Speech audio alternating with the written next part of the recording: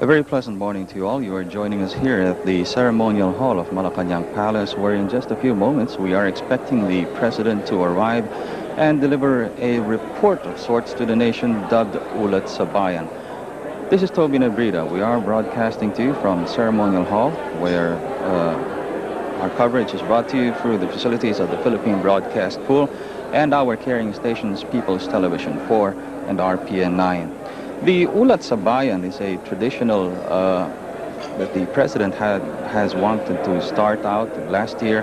After just about 6 months in office, the President, in January 1st of 1993, made his report to the nation. First 6 months in office, and now January 3rd, the first working day of 1994, the President will make that a traditional report card to the nation, outlining what the administration had done in the past year, 1993, and outlining as well the directions that will be taken in the year to come. Joining us this part of our coverage is one of the President's key men, the man behind the President's thoughts and conscience, the Honorable Executive Secretary Teofisto Gingon. Magandang umaga po sa inyo, sir. Magandang umaga, Toby. I'd like to wish you Happy New Year. I'd like to wish all of our viewers also the happiest of New Year. Okay.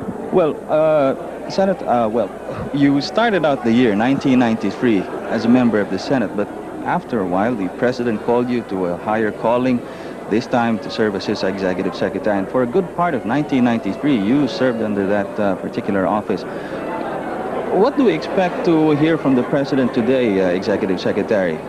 Well, he will most probably tell us what the obstacles were in the way in 1993. For example, in economics, it was the brownout, and because of that, amongst other reasons, the economy did not take off. But hopefully now that the brownout is a thing of the past, it will be finally resolved by the middle of the year with factories and commercial establishments being fully supported. Then we can hope for a real takeoff. And then we have planned flagships for energizing the economy, and we hope that with these flagships in place, we can have the real takeoff. For example, the housing. We feel that this is a very good activities to start. It is a great need for the people, and it will multiply much, 19%, 19 times per unit. In other words, you have employment, you use cement, you use steel bars, you use so many construction materials. And if we can maximize housing as much as possible, we will do so as a flagship so that it will help propel the economy forward. Secretary, we're also looking here at, well, the key statement, actually, I believe that the President would want everyone in the administration and everyone in the country to look forward to is the economic surge in 1994, and we're looking at something like how high? 4.5% economic growth. What are we looking forward to in 1994? Well, the target is 4.5, but if we can just go over the hump, I think it will go beyond that. However, it is well to emphasize that the vital purpose of government is to lay out the infrastructure, that is to say, to provide the necessary power, telecommunications, roads and bridges, transport, and then for private investment, because it is private investment that will bring in the needed surge forward. It is not government. We just lay out the infrastructure, and hopefully the private sector follows and really builds the economy. What about one of the key factors that also helps the President in, well, managing the day-to-day business of the administration is the support? And then what from the office of the Executive Secretary, what are the directions we're looking for in 94? Yes, the Executive Secretary will help implement, will help administer, and will help shape policies whenever called upon by the President. And so I am ready to do this, and I hope that we can measure up to the task of energizing the economy. Okay, well, thank you very much for that remark, Secretary Gingon. Bye-bye, Toby. Okay, well, one of the President's key men there providing us a broad outline of what exactly the President will be giving, will be reporting to the country today, January 3rd, the first working day in 1994. Again, also at this juncture, one of the key economic advisors and planners of government, the NEDA, National Economic and Development Authority Secretary General, the Honorable Sherito Abito. Magandang umaga po at magandang umaga naman. Magandang bagong taon po. Happy New Year, magandang bagong taon sa ating lahat ng kababayan. Secretary, just a while ago with Executive Secretary Teofisto Gingona, we mentioned the 4.5 projected economic growth. Just how exactly are we looking forward to accomplish this growth target for the country? Well, I think the stage is very much set for this kind of growth for next year. In fact, we expect to be finishing off at about 2.5% this year. And as we know, we promised at the start of 1993 that we would have an economic turnaround in 1993. That has happened. We are definitely on the way to assure sustained growth right now. And so, as everybody is saying, we expect that economic surge now to happen in 1994. And 4.5 perhaps can even be a conservative estimate. But we are projecting at least a 4.5% growth in our GNP for 1994. Okay, let's try to cut your initial statement there, Secretary, into a few segments here. First is we are looking at what was about 2.5%. We sort of scaled that down. Could you, well, the President will be giving his report card to the nation today.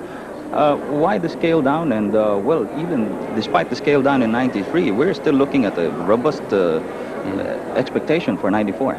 Yeah, well, it was very well known that really it was the power, the anticipated gravity of the power crisis that led to that scaling down, because early in 1993, we had a certain projection about how much power shortage there would be. By May, that had doubled, more than doubled, in fact, so that forced us to scale down.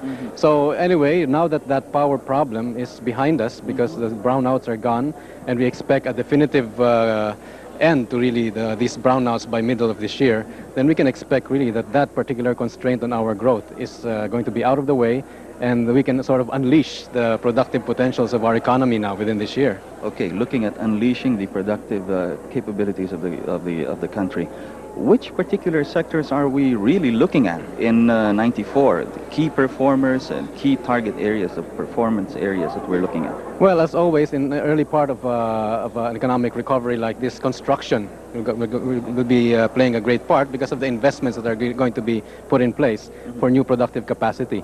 Well, apart from that, manufacturing really is expected to pick up because export growth has already begun to show very healthy signs of growth in the last couple of quarters. So the manufacturing sector will also be growing, also because of the removal of the constraint of the power problem. Now, agriculture, likewise, will be sustaining about a 3% growth in this next year. It has always been an old, reliable sector. It has always been a mainstay. But we expect to be getting more of that growth this year from manufacturing, especially of export products. Well, what about the view from outside, Secretary? I understand that particularly in the last quarter of 1993, investors have taken a very, very strong outlook, a very, very bullish outlook, in fact, particularly as reflected in the bourses. It's very, very strong confidence that international investors are placing in the country. Yes, indeed. I think it's very clear that the international community can see that the Philippines is really on the way. It's back in business, as the President has said, in fact, because we have put together the ingredients of the necessary economic reforms in the past few years. And in fact, we expect to intensify further those reforms to make it a truly conducive atmosphere for investment and flourishing of even more business in this country. So I think that general optimism is shared by the whole investor community, not only domestically but internationally as well, and that's why we're seeing this bull run in our stock market. Okay, this may be one last parting shot there, Secretary. One of the key development initiatives also being taken by the President is the economic diplomacy policy. And how has the series of state visits, official visits, working visits that the President has done so far how many, 8 or 9 of them already. How have these contributed to the country's economic outlook so far? Well, in fact, these have very much translated into very real numbers in terms of investments that have been coming in the past months and will continue to come in the coming months, because the president has essentially showed the world that the Philippines is here and it's a worthwhile place to be investing in. And I think we can see the very tangible results of those visits right now. Now, this, of course, has also added that credibility to the Philippine economy and reasserted our position here in this part of the world.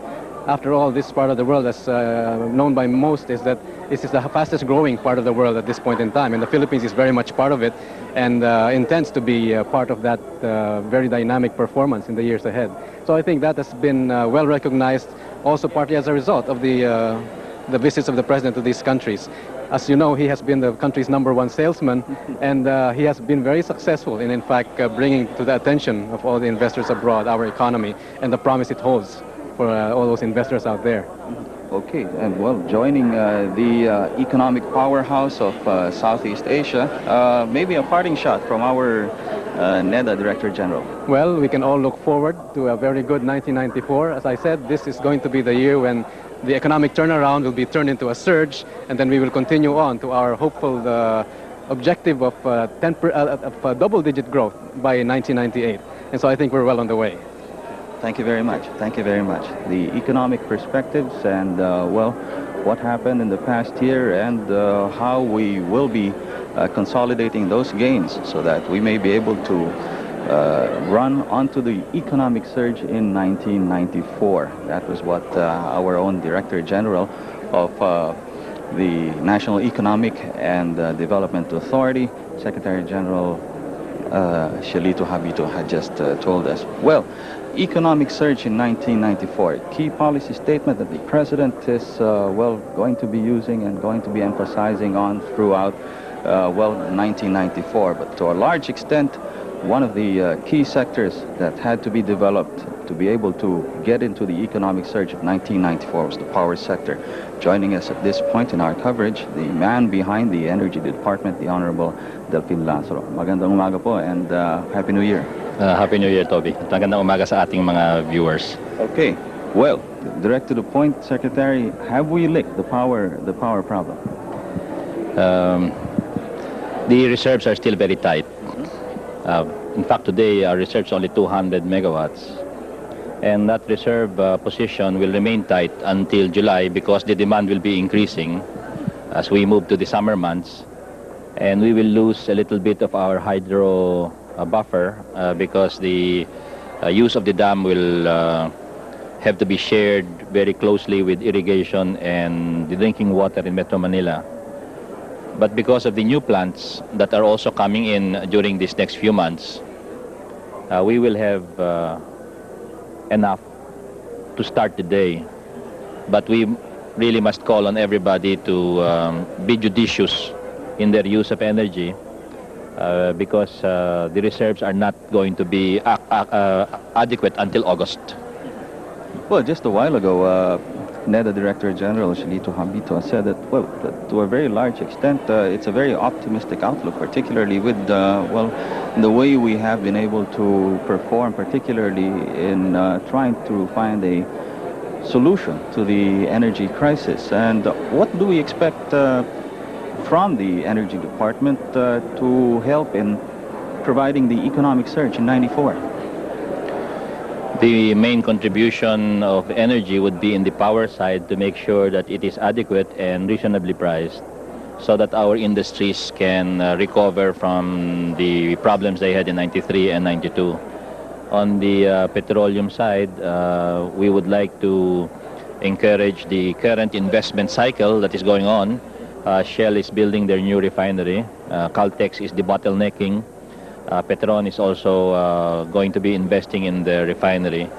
And then the report of the consultants so far is very positive.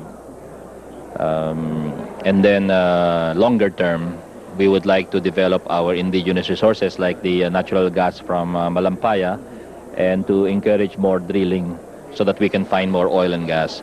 But those have longer term impact.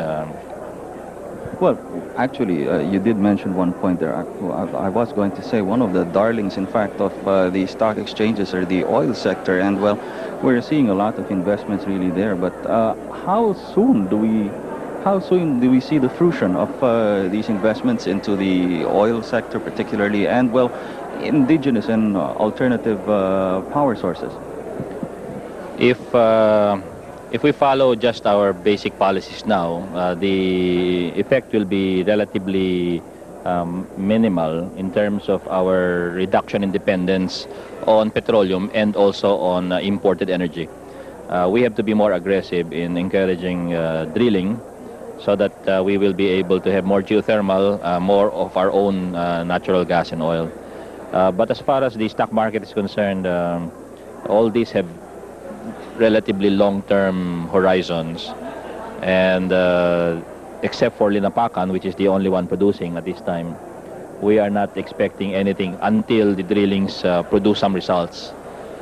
So our contribution to the economy is really on the power side. We want to be sure that power will be adequate and reasonably priced. And that's what we're looking forward to in 94 then. Between now and July, it will be tight, as I mentioned, but after August, we will have adequate reserves and hopefully be able to guarantee already absolute no burnout at that time. No? Between now and July, the reserves are still vulnerable.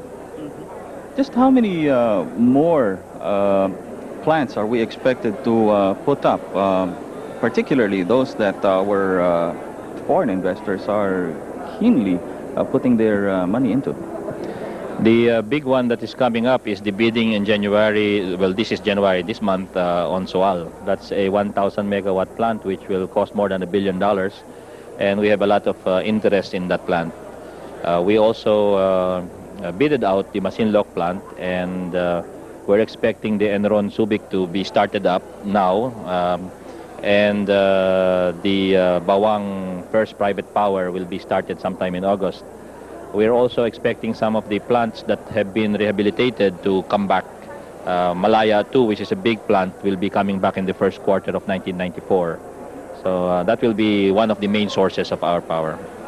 Well, okay, on that note, thank you very much for sharing with us your insights on, well, power, the contribution of the Energy Department to 1994's directives. As a parting statement, I'd like to mention that the President has really been the one at the forefront of trying to put back this power into the system. He has been very active. We went to Congress for the Electric Power Crisis Act. He made personal appearances in many of the localities where base load plants were encountering some public acceptance, and in every plant that was turned on, whether it is rehabilitated or a new plant, the President has made his personal presence felt. And the success of this power program, if it can be called that, by being able to come in at the end of this night last year, is really the President's success. Okay, thank you very much. Thank you very much. Energy Secretary Delphine Lazaro, again, providing us the imperatives that will be taken by the power sector in this year that has just started. Continuing with our coverage here at, of course, it's the first working day of the year. The President will account to the people on the government's accomplishments in the past year, as well as the strategic thrusts to be undertaken by the executive branch for 1994. During the past year, President Ramos focused his efforts on the 5 priority programs of his administration, and one of those particular priority programs is providing the needed health services to our people. And well, we have right here with us at our coverage right now, Man of the Year, Secretary of Health, the Honorable Juan Clavier. Magandang umaga po at Happy New Year, sir. Happy New Year also, pero hindi tama yun eh. Dapat Boy of the Year. Oh, yun. Sa utosan ng bayan eh, kaya Boy of the Year. Oh. Secretary, some of the most successful programs actually that have been implemented by the Department of Health was well done during your term. Ito pong ating pinakahuli, yung ating ceasefire muna para mabigyan natin ng mga anti-polio vaccines itong mga bata, tapos tayo po yung nagkaroon ng oplan sa gitmata. This past year, 1993, ano po could you give us a summary of what the department actually had implemented? Oo, ganito yan eh. Ang tawag doon eh, 23 in 93, which means that we had 23 programs for the year 1993. And that's basically what I followed for the whole year, starting from the Alice disease, Sagip Mata, yung Sangkap Pinoy, AIDS, and all of the rest. Yun ang sinunod ko. So in 1993, that was the agenda.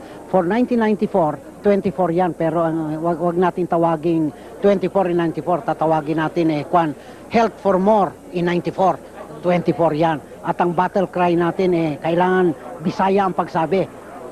Yung do kasi DOH Kaya let's do it. Ayan, let's do it. Yan, parang Bisaya ang pagsabi para tama-tama. To a large extent, Secretary, the appeal that you have had, this very, very popular appeal, in fact, has also led to, well, to a large, the success of the programs of the health department. I believe one of the key questions that our people would want to find out right now, will we expect more of this kind of attitude from our Secretary of Health? Yes, because I'm just learning the job, and after 1 year, I feel I know it a little bit more. So in theory, I should be able to handle it much better. Kaya nga hindi na 23 in 93 Health for More in 94. Let's do it. Ayun ang usapan. Yes, we are committed to trying to touch the lives, the health of more of our people. Okay.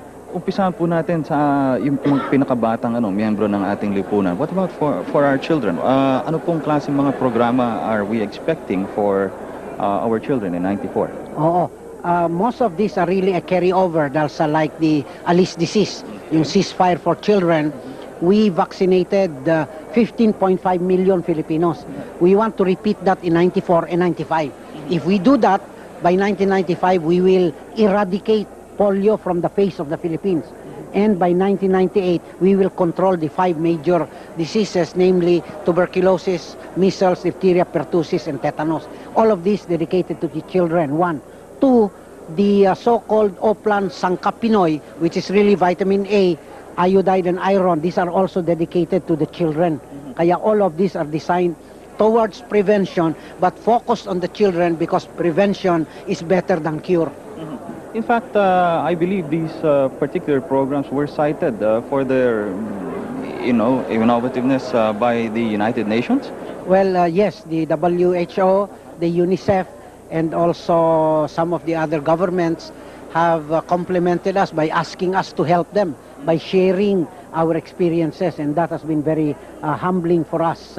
Especially WHO is now arranging to have some of my staff help Indonesia, Vietnam, Laos, Cambodia, and even mainland China to help out in the same health trust that we have innovated in 1993. Another particular program of the Health Department, Secretary, that has taken some the public's eye as well was the Doctors to the Barrios program. How far had we gone in 1993 towards achieving that program? Right.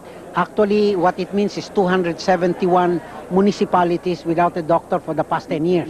We counted. And now we are able to fill in about 100. Kaya we are on track. Okay. Maraming salamat. We'll have to break off right now. The President is coming into the ceremony. Maraming salamat, Secretary. Well, you see it on your screens right now. And, well, just a while ago, Health Secretary Juan Clavier providing us the imperatives of his department, contributing to the national effort for the economic surge in 1994. In just a few moments, we will be seeing now the start of the program here at the Ceremonial Hall at Malacañang Palace, where Ulat sa Bayan, the President's Report Card, 1993, the accomplishments of his administration in the year that was, and the directions and the thrusts that will be taken in 1994.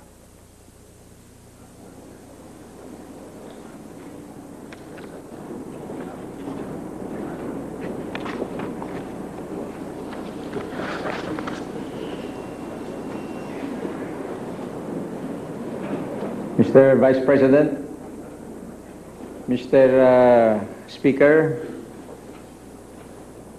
the Senate President pro tempore, the honorable members of the Senate and of the House of Representatives, Mr. Chief Justice, and the members of the Judiciary, former President Mrs. Macapagal, fellow workers in the Cabinet, and in the officialdom, the representatives of the governors, city mayors and mayors, leaders of the NGOs, our beloved First Lady, Mrs. Amelita Ming Ramos,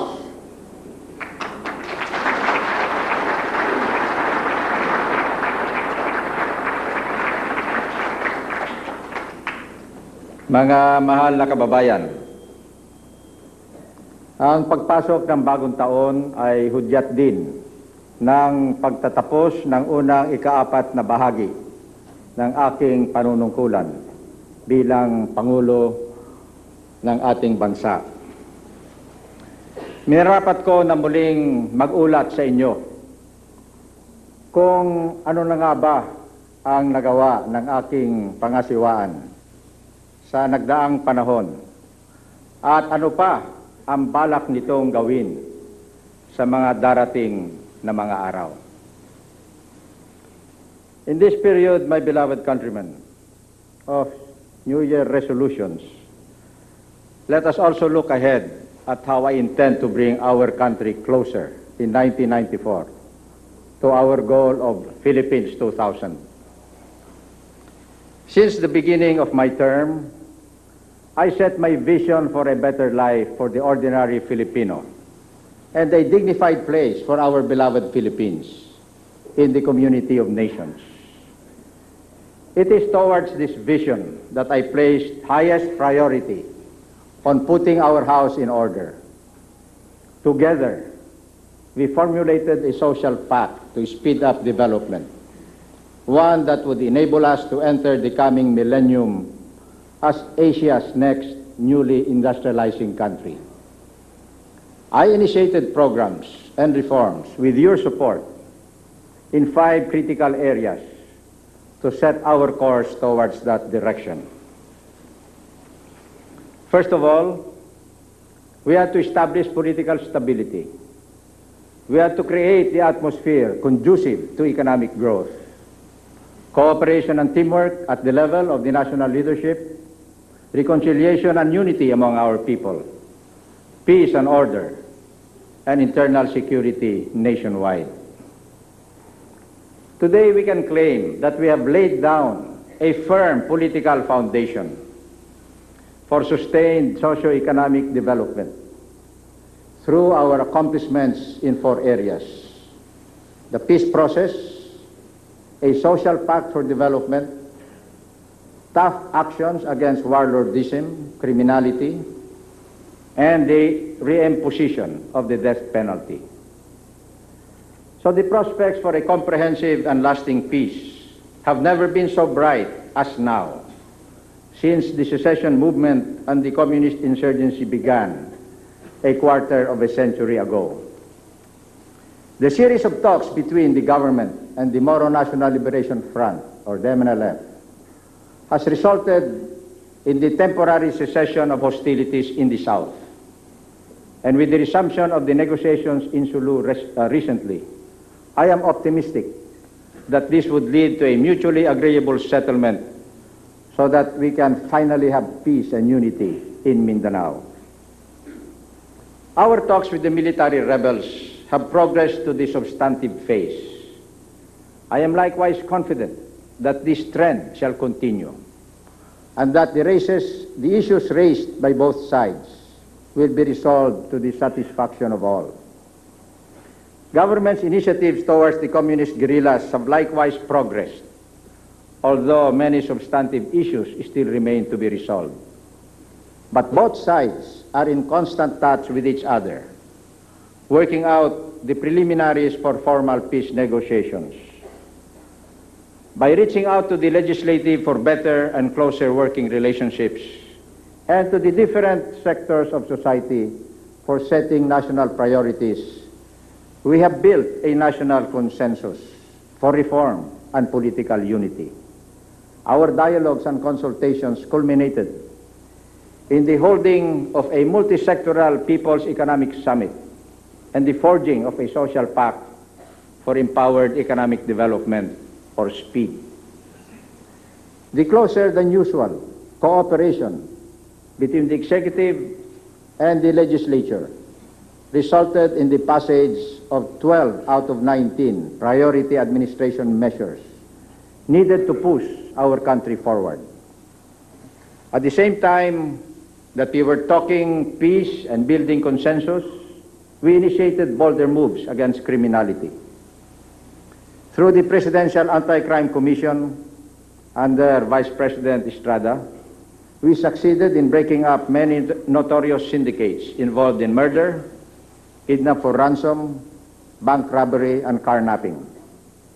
And under Oplan Paglalansag, we disbanded some 450 private armed groups and collected some 24,000 firearms, most of them still serviceable. Our drive against criminality also netted several abusive officials who flaunted their money, goons, and influence to violate the law. Some mayors who had become local tyrants, as well as some high-ranking military and police officials, have been hauled to court to account for their misdeeds. More than anything else, the restoration of political stability has enhanced the overall economic climate. Today, the Philippines is perceived to be back on its feet, back in business at the gateway to Asia and the Pacific. Interest, inflation, and foreign exchange rates have remained stable. We have regained the confidence of the international finance community, as evidenced by oversubscribed international bond floats by government as well as the private sector of the Philippines. According to CNN, cable news network, the Philippine stock market is now the most bullish in Asia, with a 150% performance, better than anybody else.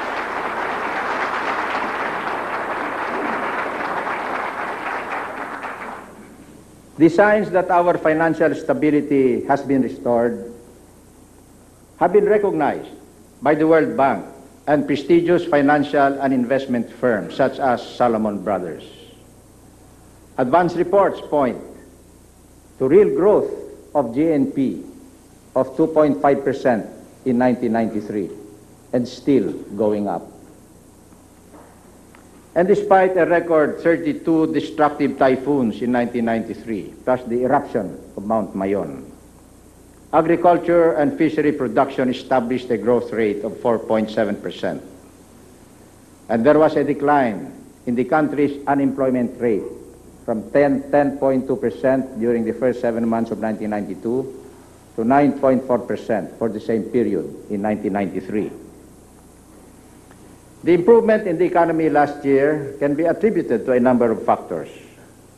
We established an independent monetary authority, the Bangko Sentral ng Pilipinas, or BSP, and pursued liberalization of the financial sector and our banking policies.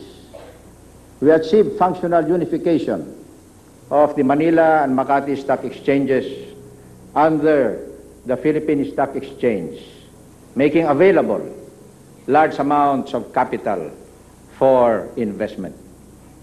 We broadened the tax effort while reorganizing and computerizing the Bureau of Internal Revenue to improve its operational efficiency. And we aggressively pursued the development of regional growth centers nationwide, led by Subic's well-preserved industrial infrastructure and ecology and highly skilled volunteer workers, and promoted economic growth in the countryside outside Metro Manila.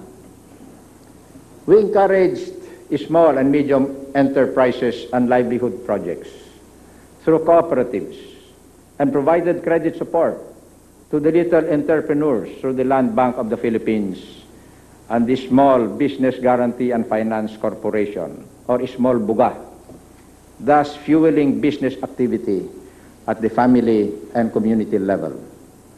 We pursued a policy of diplomacy for economic development in order to promote Philippine products and services, and mobilize external resources for investment, trade, and tourism.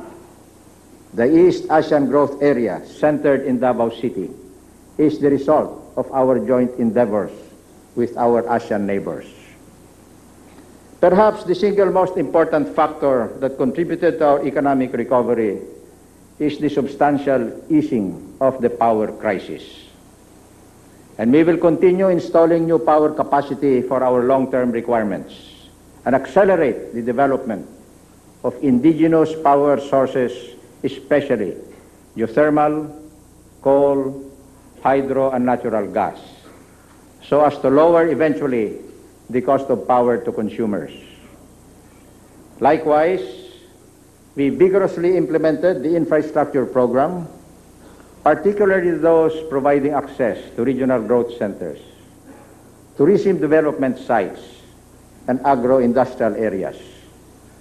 We opened up the telecommunications sector through Executive Order number 59 that requires interconnection among backbone and local operators, and Executive Order number 109 that mandates new players in the industry to provide local telephone services even in remote areas.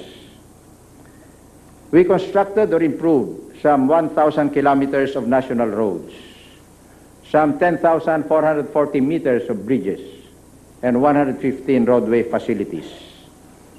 And we started the improvement of arterial roads connecting the different growth centers in Mindanao, as well as the Manila Skyways project, to include the return of the management of the Metro Manila tollway roads to the Philippine National Construction Company, or PNCC, for more efficient maintenance and operations.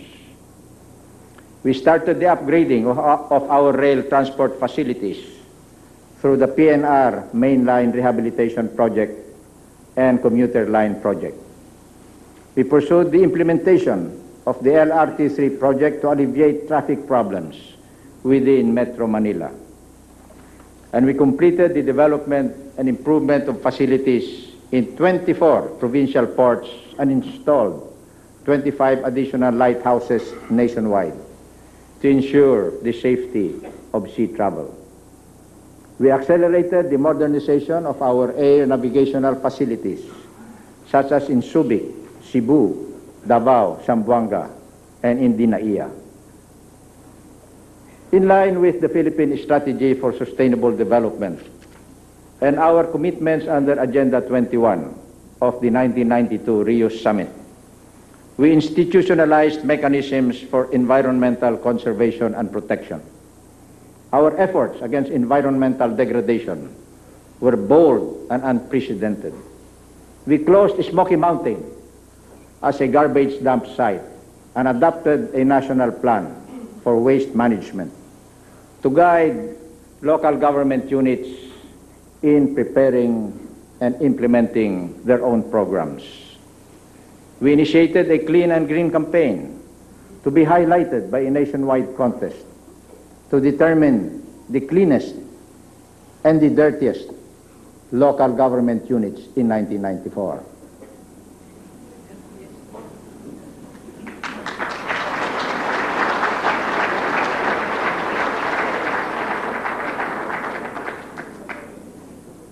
We started cleaning the Pasig River and the Laguna Lake. We, the President, the First Lady, and all of you, heightened by the awareness on zero waste management in our cities and capital towns, and encouraged by the use of lead-free gasoline towards cleaner air. We promulgated the National Integrated Protected Area System, or NIPAS, to conserve and protect our ecologically important areas, especially watersheds, mangroves, coastal and bay marine resources, and national parks. We pioneered the conversion of expired timber license agreements into community-run reforestation cooperatives, as in Eastern Mindanao. And we intensified efforts to prosecute illegal loggers and to reforest denuded areas. So far, the lives of some 222,000 upland dwellers have been uplifted through integrated social forestry programs. We have started to develop some 450 agrarian reform communities and pushed agrarian reform at a pace greater than the two previous administrations combined. The bureaucracy's organization and operations were continually streamlined to make it more responsive to the needs of the public and serve as an effective machinery for development. The measures we have implemented reduced the available positions in the national government by 4%, or roughly 42,000 positions, a reversal of the 9% natural historical growth rate per year. The strict implementation of the Artisan Law generated savings from personal services amounting to almost 2 billion pesos. The local government code meaningfully devolved powers and functions to local government units, including personnel, materials, budgets, and other assets. The autonomous region in Muslim Mindanao, or the ARMM, changed hands through relatively peaceful elections and is now geared towards development and reform, unlike its predecessor. The Presidential Fact-Finding Committee, or PCGG, on behest loans, completed the investigation of some 419 cases, of which 133 as having a positive basis for eventual prosecution. Of these, 75 have been transmitted to the Ombudsman for preliminary investigation. At the bottom line of all of our efforts was this paramount concern: improving the lives of our people. Our poverty alleviation programs focused on protecting our people from material deprivation while generating jobs and assuring steady incomes in the countryside. We gave special attention to the depressed communities and to the 19 poorest provinces through the Presidential Council for Countryside Development. Of equal importance is the Presidential Commission to Fight Poverty that promotes opportunity and self-reliance among neighborhood groups, households, families, and the marginalized sectors who are among the poorest of the poor. We utilize the President's Social Fund to support 700 priority social development projects in depressed areas worth some 350 million pesos. This went specifically to school buildings, potable water systems, livelihood projects, and training programs. We emphasize credit delivery in the countryside, primarily through cooperatives, and encourage Grameen-type lending programs. With the cooperation of most of members of Congress, we pursued the implementation of the Land Bank's 5-25-70 program to retain and leverage more funds for countryside projects. To address the issue of the housing shortage, the government shelter program made a commitment to build some 1.2 million units by 1998 with financial assistance for developers in the private sector. A determined move was started to relocate squatters into more wholesome resettlement areas. A dramatic example of political will was the transfer out of the so-called PNB GSIS financial area on Roas Boulevard of more than 34,000 squatters to the Paliparan resettlement site in Dasmariñas, Cavite.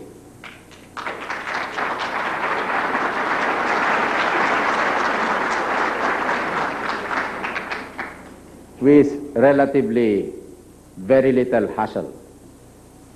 We have implemented high-impact and innovative national health care programs with special emphasis on disease prevention, such as our national health care and immunization against diseases and the accessing of micronutrients to enrich the common tao's food.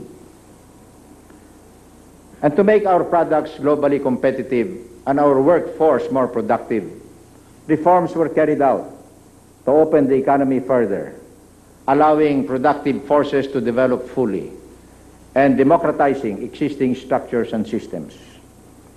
Measures were taken to liberalize and deregulate such critical areas as telecommunications, foreign exchange transactions, finance and banking, education, and industry. Government's role was minimized in areas that could be more effectively handled by the private sector.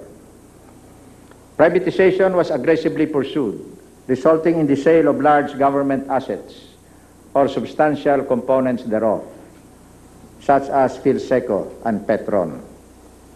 We have intensified the campaign to dismantle monopolies and cartels injurious to consumer welfare in manufacturing, in the financial system, in the service industries, and wherever else they are found. We prepared our industries for global competition through the realignment of our foreign policy thrusts towards economic growth. Likewise, we initiated the progressive reduction of tariffs and quantitative restrictions on imports, the liberalization of the entry of foreign investments, and the creation of a more liberal trade regime, as reflected in our support for the ASEAN Free Trade Area, or AFTA, and the General Agreement on Trade and Tariffs, or GATT. All of the foreign visits I made to our neighbors in the Asian Pacific region, to include the United States, served to recapture the strategic role of the Philippines as gateway to this dynamic and fastest growing region. These visits also strengthened bilateral relations in a comprehensive manner, with special attention in increasing levels of bilateral trade and investment. Let me now outline the thrusts that I intend to push in 1994 if we want to fully seize the opportunity for a sustained surge in the economy in the years ahead. This year, government operations will be characterized by building, by peacemaking, and by modernizing. I would like to repeat that: by building, by peacemaking, and modernizing.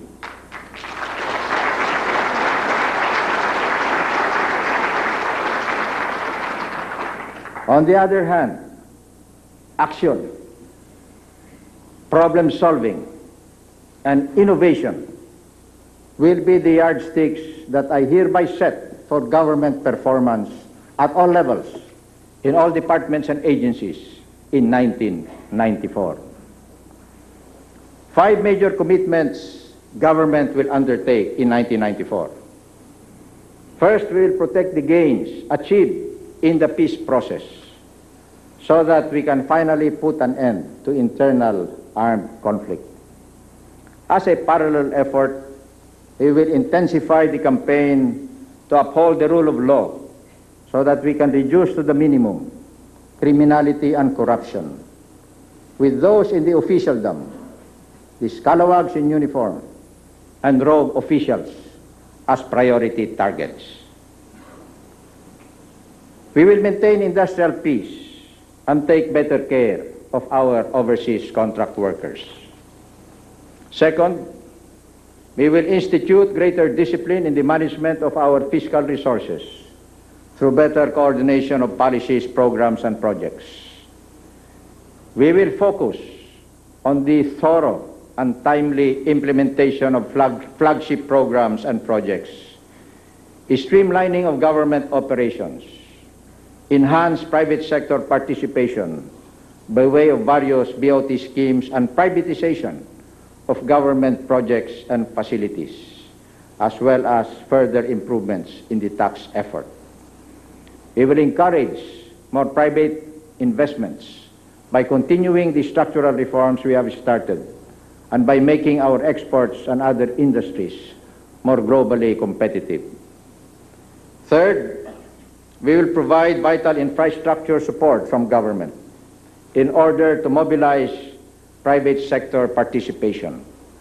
In this way, we will be able to shift more government resources towards the provision of basic services and direct intervention in the reduction of poverty.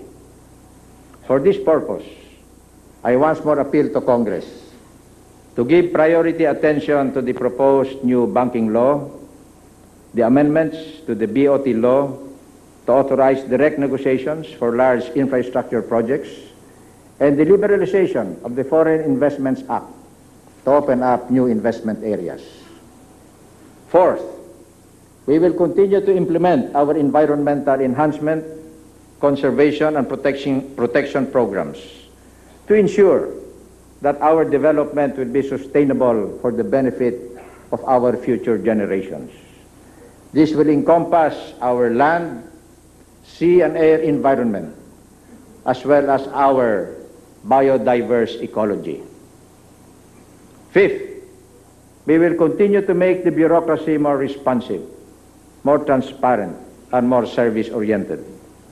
Aside from streamlining our operations, we will upgrade morale and welfare programs for public servants to increase their productivity and efficiency.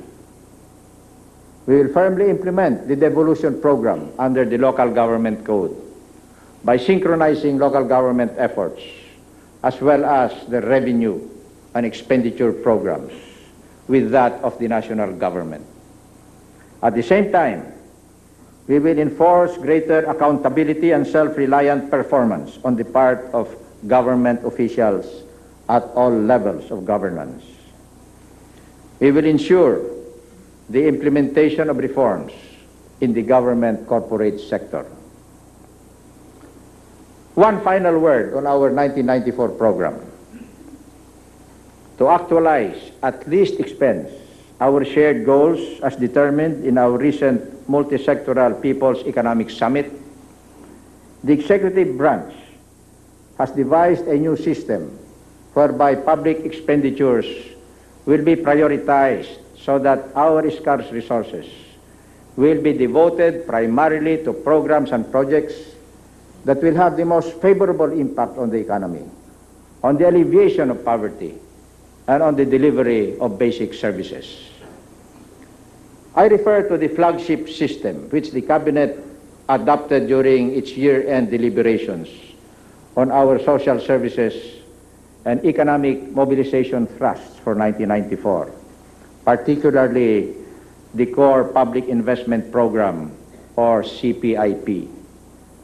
Under this scheme, we will select projects from the CPIP based on certain key criteria that should be completed ahead of the others.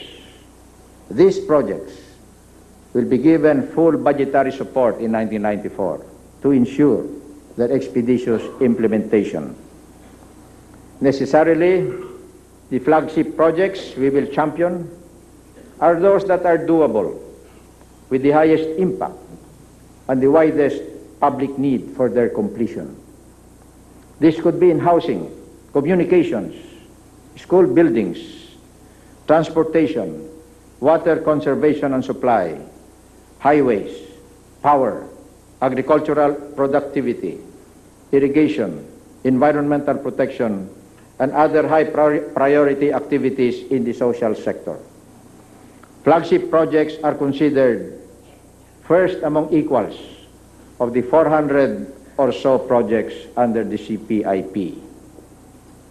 From all key indications, we can expect a significant upturn of the economy of about 2.5% GNP growth for 1993. That should be more than enough to set the stage for more solid growth of at least 4.5% by the end of 1994. We expect this growth to pick up steadily year after year as we approach the year 2000. I have listed the following as flagship projects, among others. North and South expressways to include skyways and supporting LRT and railroad systems. Metro Manila tollways, including the C5 circumferential road. Metro Manila-Clark-Subic expressways. Subic and Clark bases development. Batangas City Port. Northern Luzon development area and connecting highways, seaports, and airports.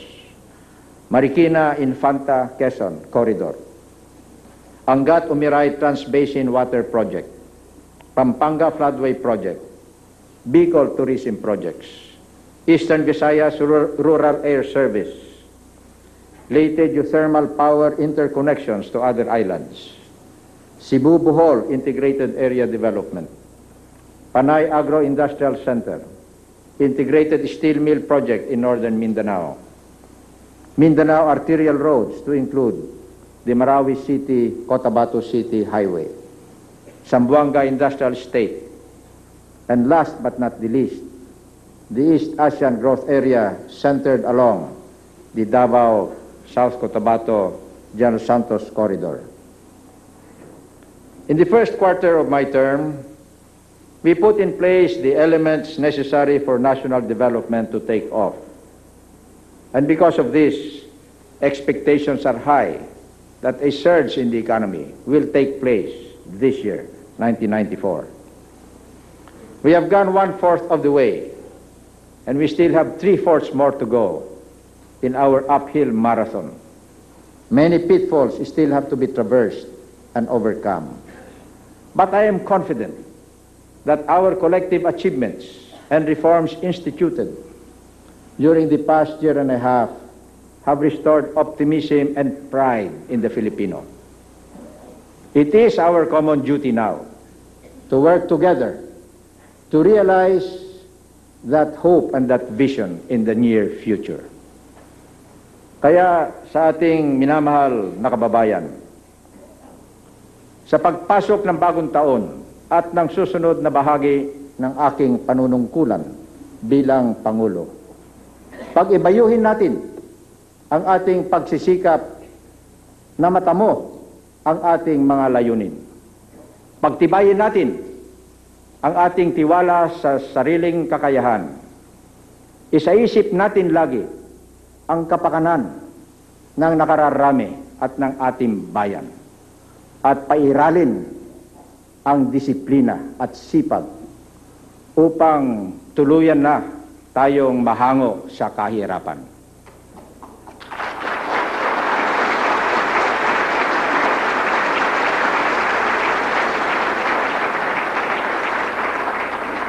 Mga kapatid, nasa ating mga kamay ang minimiti nating kapayapaan at kaunlaran. Bilang pagwakas, umaasa ako sa ating patuloy na pagsasama-sama, pagtutulungan para sa isang masaganang kinabukasan. Sa inyong lahat, isang manigong bagong taon at salamat muli sa inyong tulong. Mabuhay ang Pilipinas!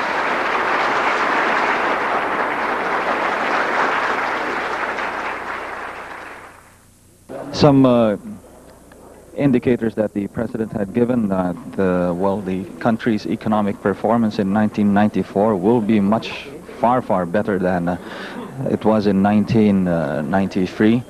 The stabilized peace and order situation, of course, the peace process that has, for all intents and purposes, been going on very well on the three fronts there. The discussions with the military rebels, the discussions with communist guerrillas, and the ongoing talks with the in the south between the Philippine government representatives and the Moro National Liberation Front representatives as well. A national consensus from all levels of society, from the executive down to the legislative, of course, concerted efforts from the judiciary and the other sectors of Philippine society achieved, and the President has been asking continued support, bipartisan national consensus on a growth initiative, a pattern for economic development that he would want to continue on into 1994.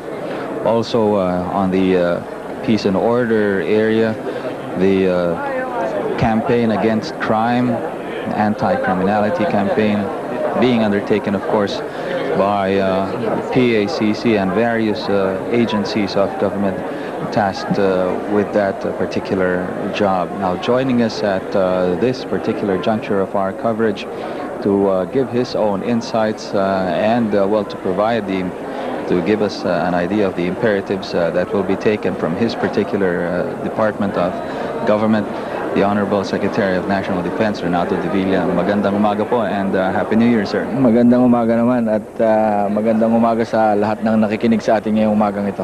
Okay, there's the last part, particularly, Secretary, of the President's remarks today, the imperatives for 1994.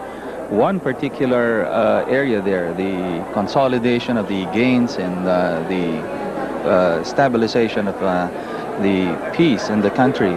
This is going to be rightly falling under the shoulders of your agency. What do we see on that particular score there from the Department of National Defense, sir? There are two things that are very visible now.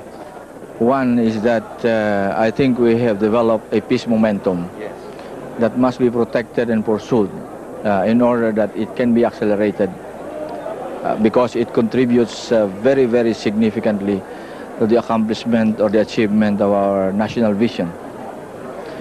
Secondly, I also believe that there is an emerging peace constituency in the whole country now, especially after the campaign done by the former National Unification Commission and now pursued by the different government panels pursuing the negotiations with the different groups. So with the combined dynamism of a peace momentum and a peace constituency, I can say that we have a much greater chance now to really achieve political stability and enduring peace. And okay, thank you very much for sharing with us those insights and well, protecting the peace. Just maybe one very, very short parting shot, sir.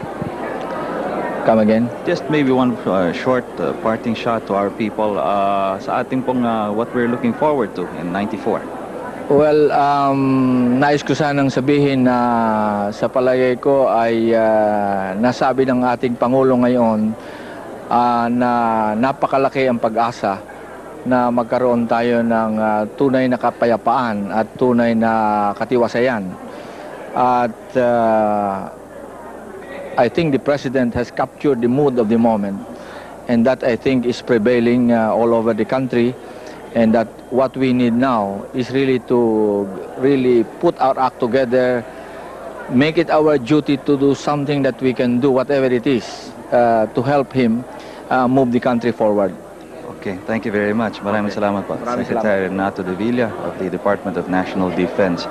And very glad that we were able to get this gentleman along in our coverage, the Honorable Speaker of the House of Representatives, Jose De Venecia. Magandang umaga po and Happy New Year. Maganda sa inyong lahat at Happy New Year to all of our countrymen. Speaker, a number of priorities that the President had outlined, particularly in that last portion of his remarks this morning. Some help that he would want to ask from the House of, well, from both chambers of Congress, particularly liberalizing, more liberalization of the economy and, well, putting more refinements into the various laws and statutes that will be bringing in all these investments. Of course, a reaction from you, Speaker. Alam nyo yung mga hinihingi ni Presidente Ramos sa kanyang speech from the Congress of the Philippines. I'm happy to report to the Filipino people na naaproba na namin lahat sa House of Representatives yung mga hinihingi ni Presidente. Ano yung binanggit niyang mga hinihingi niya na aproba ng Kongreso ngayon? Yung approval of the operation of foreign banks in the Philippines. In-approve na namin yun sa House of Representatives. It's now pending in the Senate.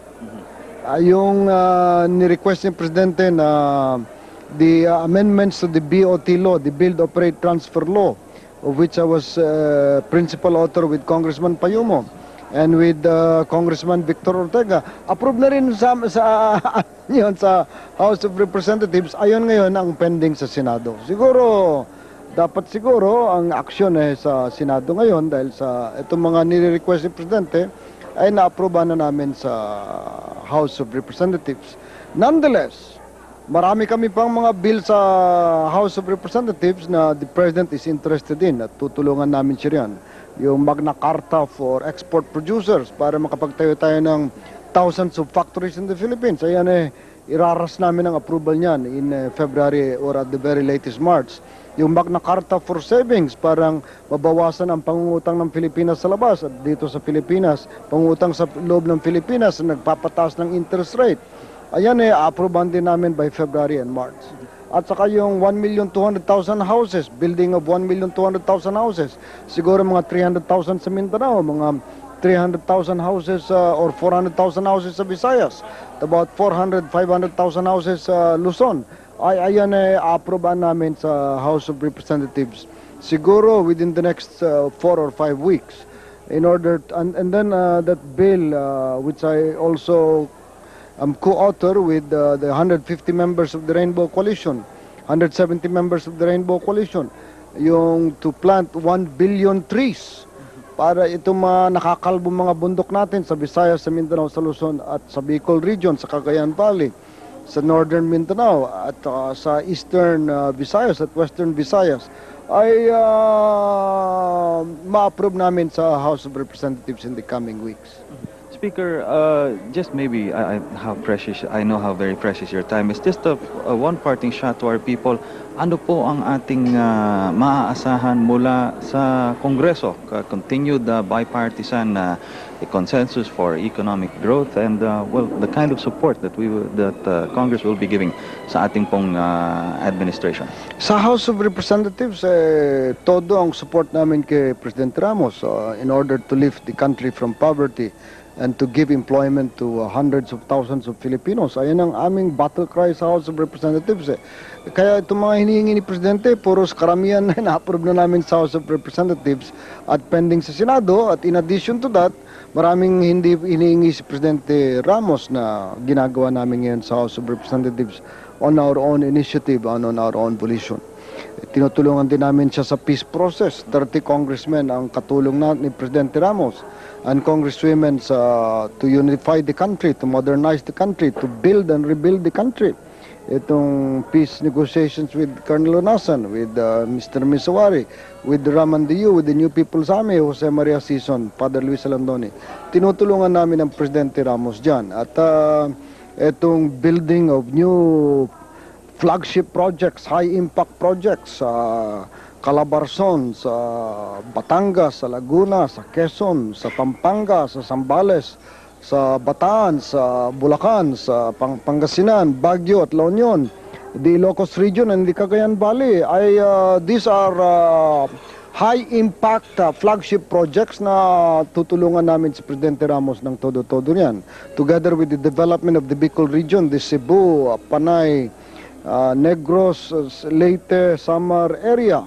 At pagdating sa Mindanao, yung development ng Davao at saka Sarangani, Southern Cotabato, sa General Santos, sa Northern Mindanao, Cagayan de Oro, and then the autonomous region of Muslim Mindanao plus Zamboanga City. Ayan ang tinutulungan namin si Presidente Ramos at kami susuportan namin yung kanyang ideya na we should launch flagship projects, high-impact projects to build and rebuild the Filipino nation. And at the same time to push the East Asian Economic Triangle that President Ramos and I started to launch and initiated with Indonesia and with Malaysia, converging in Davao and Mindanao towards Indonesian Sulawesi, Malaysian Sabah, Malaysian Sarawak, Brunei, and even Northern Mindanao of Australia. Itong mga tinutulak namin at pinupus naming projects sa House of Representatives sa Rainbow Coalition, nakatulong namin si Presidente Fidel Ramos. Okay, thank you very much. Thank you, and Happy New Year. Okay, it's a very, very elaborate explanation that the Speaker of the House of Representatives, Jose de Venecia, made there, and the bipartisan support of the Rainbow Coalition in the House has been giving to the administration's programs and policies, and we're very sure the other chamber, the upper chamber, of course, the Senate, is doing its own job in, well, pushing the legislative agenda in support of the administration of His Excellency President Fidel V. Ramos. At this juncture, we thank you for joining us. We'll take our goodbyes now. Again, this is Toby Nebrida for the Philippine Broadcast Pool. Returning you back now to our mother studios in People's Television 4. Magandang gabi po, magandang umaga po sa inyo lahat. Pleasant day.